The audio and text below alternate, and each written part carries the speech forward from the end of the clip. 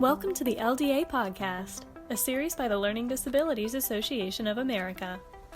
Our podcast is dedicated to exploring topics of interest to educators, individuals with learning disabilities, parents, and professionals to work towards our goal of creating a more equitable world.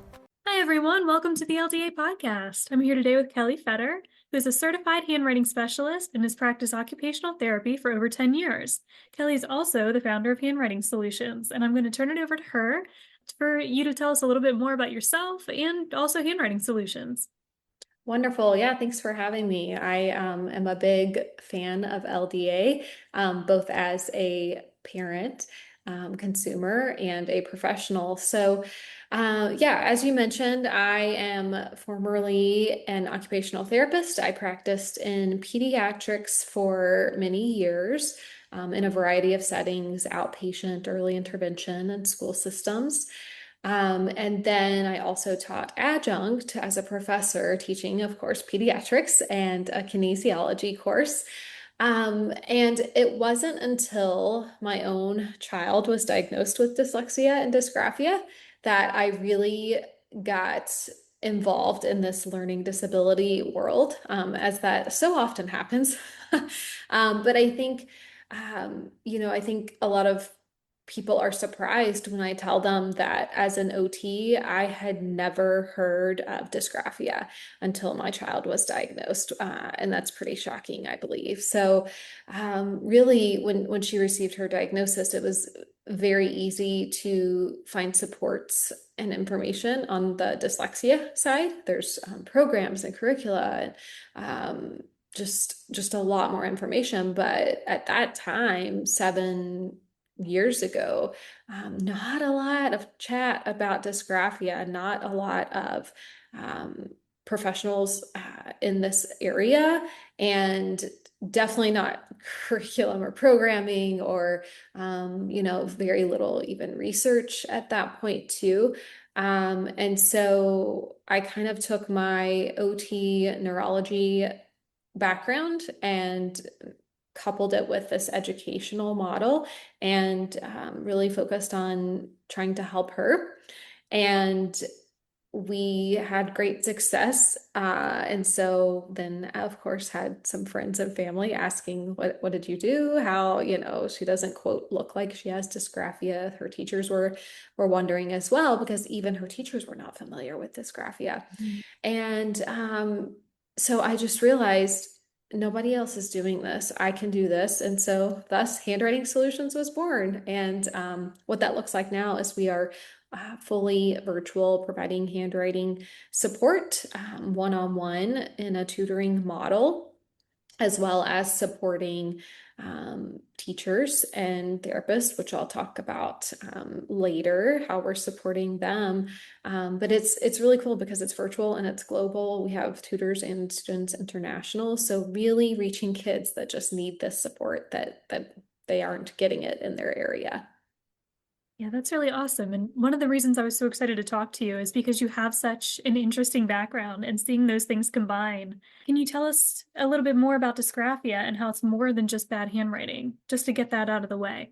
Oh, yes, this is a very common myth. I see it all the time in some Facebook groups that I'm on where, you don't know what you don't know. And so you post on there a picture of your child's handwriting and it's, do you think that my kid has dysgraphia? And I am always the first one to go on and say, well, we need a lot more information than just a picture of the output, because it is so much more than just messy handwriting.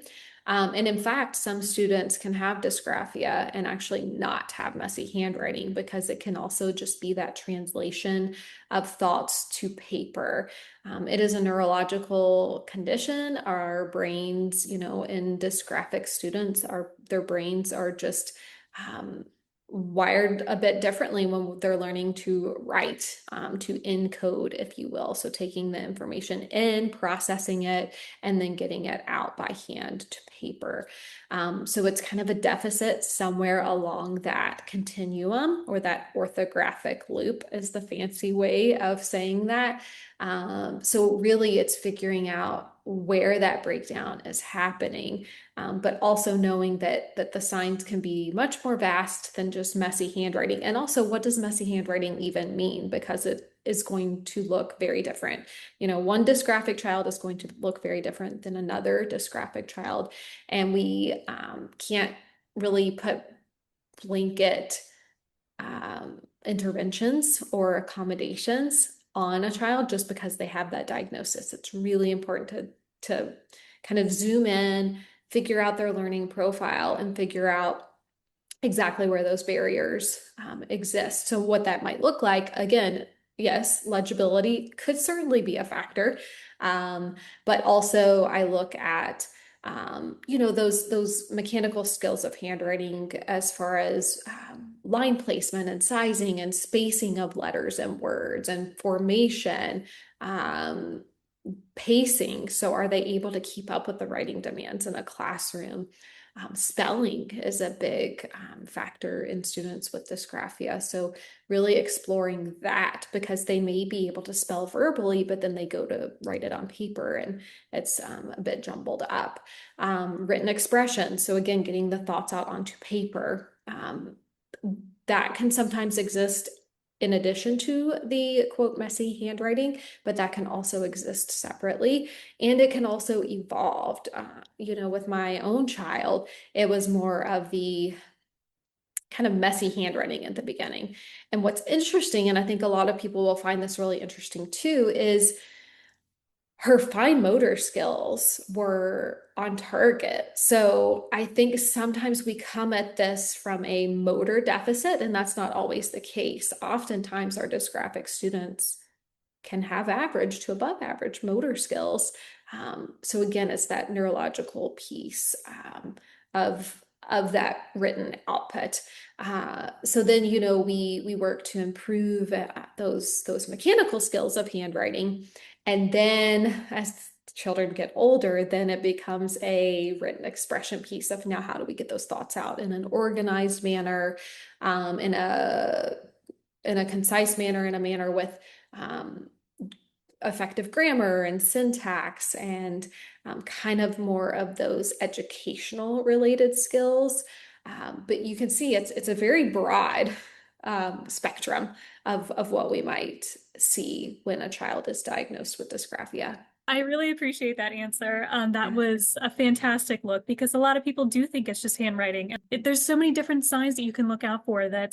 Yeah. I mean, I think you're spot on too. It can be the language piece of it as well. So certainly motor skills can be impacted, or they cannot, or it could be language skills. Or I think with our students with dysgraphia, we have to just be aware of this comorbidity too. So yes, dysgraphia can exist on its own, but chances are they will have another diagnosis, whether that be dyslexia, ADHD, autism. There's a plethora of other diagnoses, mental health concerns and anxiety, which, it's kind of the cart before the horse, kind of like which one caused which. We don't really know that, but important to look at the holistic child when we are serving them. Absolutely. And I'm so glad that you brought up comorbidities because one of the most common comorbidities is another learning disability, or like you said, ADHD, mental health. So I think it's really important for parents and educators and practitioners to be aware of that it doesn't always occur on its own. And in fact, it's likely that it doesn't occur on its own. And I'm curious, you had your background as an occupational therapist, and you had mentioned you had never heard of dysgraphia, never had practiced it. So I'm curious, how has your background as an occupational therapist impacted the way you approach your dysgraphia tutoring? Yeah, so when I was practicing occupational therapy, we definitely had the background of motor skills, of neurology, and really understanding how the brain worked. And so we would work on handwriting, but it was never necessarily through that specific learning disability, that dysgraphia lens. And so I think that's where this shift happened of I was able to bring that background knowledge of understanding how our neurological and musculoskeletal systems work, which is very helpful in understanding like how the brain works and how that is going to impact, all of these other skills. But what was missing was that educational piece. And so that's really what, when my daughter was diagnosed, I spent literal years reading and taking any kind of training or course or, studying up on even on LDA's website. And Dysgraphia Life is another wonderful resource. And so taking in all of this information that I could, looking at it from a variety of different lenses, because I think it's also tricky when we just come at dysgraphia from that educational lens too, because again, there could be other factors going on. So what we try to do, at Handwriting Solutions, and even just myself as a parent, is again, like zoom out, look at the holistic learning profile, and bring in both medical model and educational model. And we're fortunate to have a wonderful education team at Handwriting Solutions as well. And so they can kind of take a deeper dive into more of that academic piece. And then we kind of beautifully marry it together and come at it from a variety of different angles so that we can really get to the root of the challenge that the student might be having so that we can best support them. Yeah, I love that. Again, just a whole child approach really sounds like what you're talking about, and that's so key. It really is. And I think sometimes, speaking as a parent, it it's confusing. Your child gets this diagnosis, and then you're like, now what? And if it was like my experience, it was you need to do 10 different things to support your child when they get the diagnosis. And you need to do OT and PT, or not PT, OT and speech, well, sometimes PT actually, and dyslexia remediation and mental health evaluate. I left with a whole host of like, well, now what do I do? And how in the world are we going to have time to do all of this?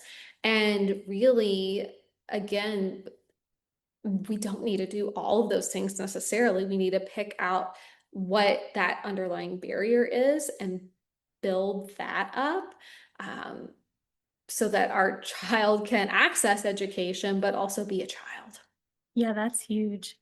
When you had mentioned as well when your daughter was diagnosed that the schools weren't really sure what dysgraphia was. There were resources on dyslexia, but not so much as dysgraphia. So I'm curious, have you seen any sort of shift in education where dysgraphia is becoming a little more well known? Just based on the work that you do, what do you find?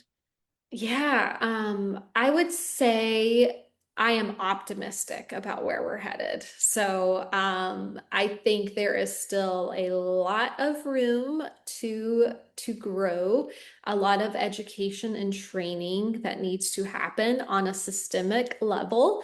It is certainly no fault of the educator. I was just reading a research article this morning, actually, for a project I'm working on. And um, teachers know that handwriting is important. I forget what the percentage was, but it was overwhelmingly significant amount of teachers were like, yes, we know that handwriting is important. And yet, no, our pre-service, so like our college education, did not teach us about dysgraphia, did not teach us about handwriting instruction. I had one teacher say, I, got my classroom, graduated, got my classroom, and had never been taught how to teach a child how to hold a pencil. So it's things like that where the teachers are eager to learn. So we have to empower them and educate them, ideally before they are in the workforce. But if we're not catching it that early, then certainly, in those school systems, whether it's public school system or private school system, having that education on the forefront will hopefully prevent a lot of the struggles that our dysgraphic students unfortunately have to undergo, because when we have a solid instructional model, then that means that every student is getting what they need to get, and then only our dysgraphic students with significant needs will end up really needing that intensive intervention and remediation model, which I think in the ideal world is what we're trying to do in the school systems. But again, you're struggling with the systemic issue, and so I do. It's really cool that people. I mean, just in passing, I think over the past 2 weeks, I've had like three people just come up to me, just acquaintances, and mention like, oh yeah, didn't you say that you work with students with dysgraphia? Because my friend's daughter has dysgraphia. And it's so funny. I had never heard of that before until you. And now I'm like, okay, like we're getting there. I am very optimistic that we are getting there with the awareness, which I think is the first step, is we just have to be aware of the diagnosis and what it is and what it isn't, and dispelling any myths.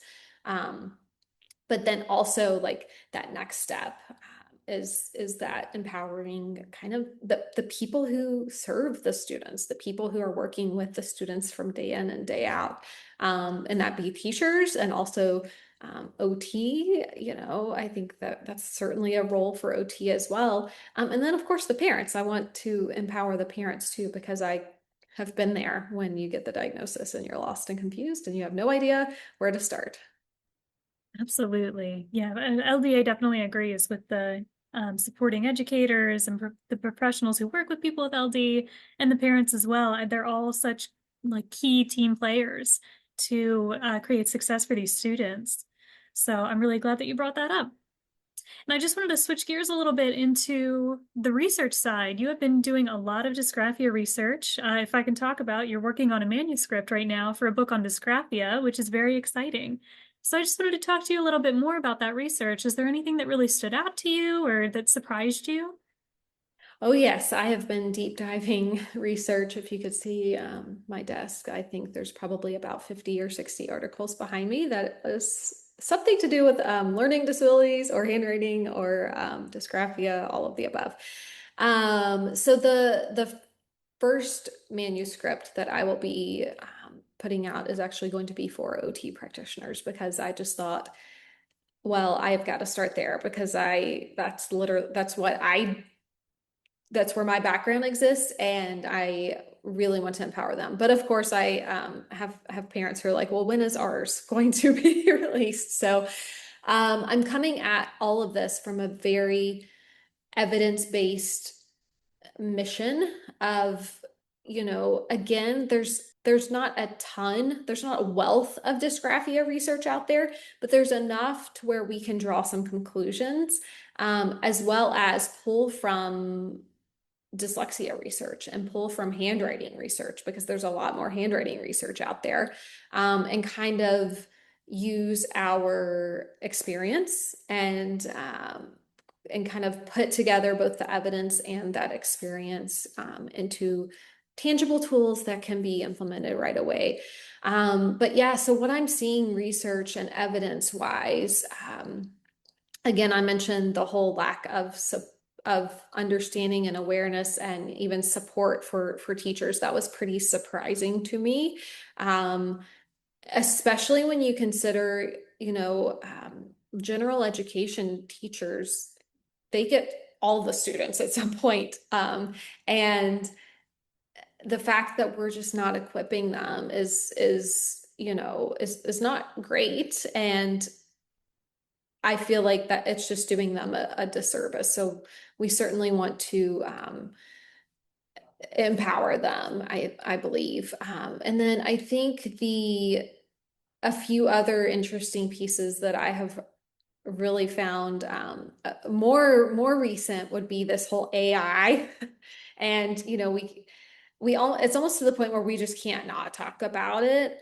So like, what is this going to look like for our dysgraphic students, and how can they leverage AI in a way that's ethical and And I think it's going to be a powerful tool, both for the for the students, but also for the people working with them. Um, I've seen just nothing that's out public, but just some papers that are researching different screening tools for handwriting deficits, which is really cool. If we can get that eventually into the hands of educators, that would be amazing. But also but yeah, how can we bridge the gap for students? Maybe it's AI, or just other high-tech ways that we can bridge the gap for students so they can access their learning and show what they know while we're building up their skills and their remediation. So those few articles that I found have been really intriguing. And then I think the bulk of what I have found and kind of the synthesis, I would say, is just that we have to have that explicit and systematic instruction of handwriting for neurotypical students, for students with learning disabilities. They just might need more of it or a slightly different approach. But, I think over the years, it just has it's been put on the back burner because of a plethora of reasons. I think teachers are often overworked, and then there's the whole push towards standards and um, testing and all of this. And so handwriting just kind of got pushed to the side a little bit. But I see so much research coming out now that's pulling it back in, that's saying, you know what? This is actually really important. Not just like handwriting in and of itself is important. It stimulates the brain, it increases retention. But also it's a key piece to literacy overall. Handwriting improves reading outcomes, improves spelling outcomes. So the research is very, very clear. So I think if anything, that would be probably the message that I would send. Even if your child has dysgraphia and writing is hard, I'm a big proponent in coming at it from building up those skills so that they will have that tool in their toolbox, and also accommodating so they can access the education right now. So I think it's great to have both. Yeah, I love that. And I want to elaborate on that a little bit too. I know we talked about every intervention needs to be individualized. Some areas of dysgraphia can be more prominent than others, depending on the individual. But just based on that, building skills and accommodations balance, how are we able to keep that balance? And how can, maybe parents who are at home feeling overwhelmed, how are they able to support their children who have dysgraphia?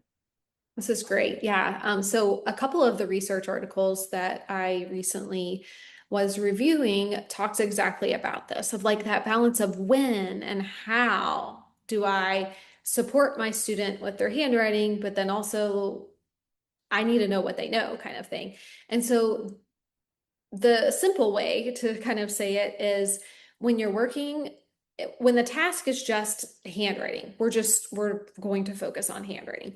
But if the assignment or the goal of the task is sharing their knowledge on the Civil War, and handwriting is a barrier, we're going to remove that barrier. And so they might use a scribe, they might use speech to text, they might type on a keyboard. They can use a variety of different modalities to get those thoughts out. And so that takes off a layer of cognitive load. I talk a lot about cognitive load in all of our education sessions and on our blog. And so if we can remove that layer of cognitive load, which at that point would be the transcription or the writing by hand, and so they get their thoughts out, then we can add that back in if we would want to. And I would suggest, if that's possible and you have the time and bandwidth, to add that back in. So maybe they then have their writing, quote writing, out, their thoughts out, whether that's on a computer or a parent or a teacher has written it for them. then they can go back and edit. And I think this is where the magic happens with students, with really any student, but especially students with dysgraphia, is teaching those editing skills, those self-checking skills. That's what makes a good writer. And it doesn't matter if you're neurotypical or neurodivergent. Um, Being able to self-check and edit and make your writing stronger, and then perhaps pulling that back pencil to paper, maybe through copying, because maybe that is where they are at right now. They need that visual model. So again, it's taking off that cognitive load of having to think, because they already have the visual model and then they can just transcribe it there. So that's just one example of many ways that we can make that task fit what they need at that moment. And so what I always tell teachers and parents is just think about the cognitive load and how you can lighten that cognitive load in that moment for the student to bridge the gap for them, and then really work on those underlying skills maybe separately from that task. Yeah, I think that's a great answer. And I really appreciate you bringing up that balance too of when do we accommodate versus when do we build skills. I think that's so key. Yeah, yeah. I think there's a common misconception that I hear a lot of, by the time they're in third grade, I don't know why it's third grade, it seems to be that, but by the time they're in third grade, we really can't improve their handwriting. Or by the time they're this age, we're going straight to tech. And it's really not. I would accommodate a kindergartner if I needed to. I would accommodate a high schooler and anywhere in between. So I think it speaks to that individualized piece that you mentioned of what does that child need in this exact moment for this task. And then kind of scaffolding too. Maybe they don't always need that support for different tasks. So then you can scaffold the support to where it gives them that just right challenge that we don't want it to be too easy. We want it to be a little bit challenging, but not so challenging that they throw the paper at you, because that's happened before with my own child. No, that seems like definitely a good balance to keep. And I wanted to give you a chance just to maybe to clear up any myths surrounding dysgraphia that maybe we haven't talked about, you haven't had a chance to discuss. Either something that you wish people knew more about dysgraphia or a myth that you'd love to bust. Oh, yeah. Well, that was certainly one. So let's just not say like that we have to give accommodations by X age, or that a child can't improve their handwriting if they're over a certain age. That's not true. We know the brain is plastic and we're constantly learning. And this is a very extreme example, but one that I like to give because it is kind of a bit jarring. So, I think about like when an adult might suffer from a stroke or CVA. Well, they're clearly going to go through a rehabilitation and they're going to learn how to write again because their brains are plastic, and so they can relearn skills and build skills. And so it's a similar in that our dysgraphic students can still be able to build the skills. We're not looking for perfection. We're just looking for progress and for being able to equip them with this life skill, really. So that's definitely a myth that I would bust. Another one is often dysgraphic students are average to high IQ. And so I think a common myth is just that they, quote, aren't smart, or they aren't trying hard enough. They're the, quote, lazy students, the behavior student, when in reality, the majority of students that we work with are gifted even. And so they often have this spiky profile where they are extremely, above average in certain areas, and then lower in writing related tasks. And so their learning profile is kind of up and down and up and down. Really tricky for some of our students to even get a diagnosis and get services because of this too, though, because if we zoom out and just see their composite scores, then they're going to appear average. But when we zoom in, we see these highs and lows, this up and down. And so sometimes we can miss diagnosing, we can miss giving them the right supports to where they could actually even achieve their ability because of that performance and ability mismatch. And then I think another one would just be this. I get really frustrated with like blanket accommodations. So you have dysgraphia, you get a keyboard. For a lot of our dysgraphic students, even typing is hard for them, particularly if there's some motor skills that are tricky for them too. So we want to make sure that even just those accommodations are very individualized to the child, rather than just say, you're dysgraphic, here you go. Yeah, that's absolutely true. Well, Kelli, before I let you go, I just wanted to ask what's going on with Handwriting Solutions here in the future. You have a lot of exciting projects coming up, and so I just wanted to give you a chance to talk about them. Yeah, we definitely have a lot going on. So besides our tutoring program, which runs continuously year round, I mentioned that, I really am passionate about supporting even more students and reaching more students by supporting their educators and their therapists. And so we have a course that is specifically made for educators, for teachers. So that is going to be launched in January. So I'll be sure to include the waitlist for that for any listeners to the podcast. And then again, I'm working on the book that is going to be for occupational therapists. And we always are having free workshops and webinars for parents as well. We have a very thorough blog that is always free on handwritingsolutions.org. So I would highly recommend listeners just kind of do a deep dive over there. We've got tons of information and resources on anything and everything handwriting and dysgraphia. And then, we have a few freebies as well. So I can definitely send over a few links for that so that your listeners can get a couple of resources just to get them started right away. I know it's, again, especially if you're newer to this diagnosis, it can be really overwhelming. So we just try to lighten the load a little bit. Absolutely. No, we will include those links in the show notes and yeah, make sure that folks get connected. So Kelli, I wanted to Wonderful. thank you so much, not just for being on the podcast today, for taking time out of your schedule for this great conversation, but also for your work at Handwriting Solutions, for helping to bridge that gap with parents and educators and other professionals. I think it's really important work.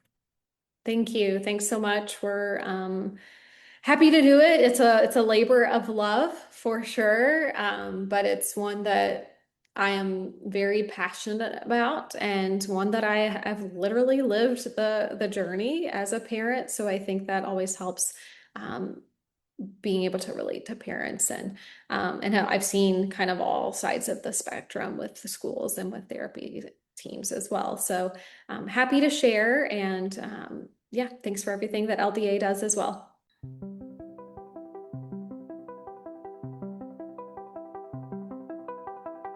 Thank you for listening to the LDA podcast. To learn more about LDA and to get valuable resources and support, visit ldaamerica.org.